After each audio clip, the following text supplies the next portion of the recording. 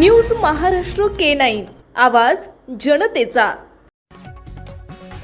जालना जिल्हा अंबड तालुक्यातील महाकाळा इथं अवकाळी पावसात वीज कोसळून 2 तरुणांचा दुर्दैवी मृत्यू झाला असून एक जण गंभीर जखमी झालाय।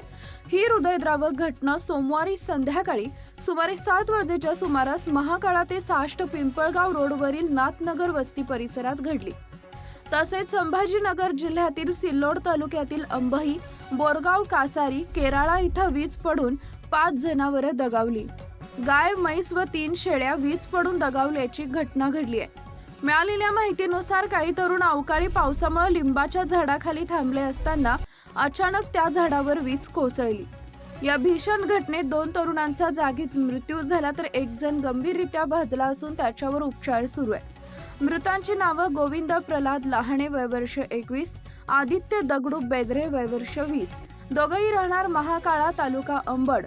हे सर्व तरुण विज्ञानेश्वर अपेगाव इथं दर्शनासाठी जात असताना ही दुर्दैवी घटना घडली।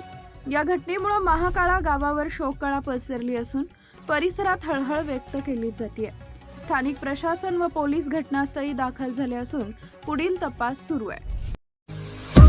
महाराष्ट्रातील महत्त्वाच्या आणि ताज्या बातम्या पाहण्यासाठी आमच्या न्यूज महाराष्ट्र K9 चॅनलला YouTube वर सबस्क्राइब करा आणि बेल आयकॉन प्रेस करा।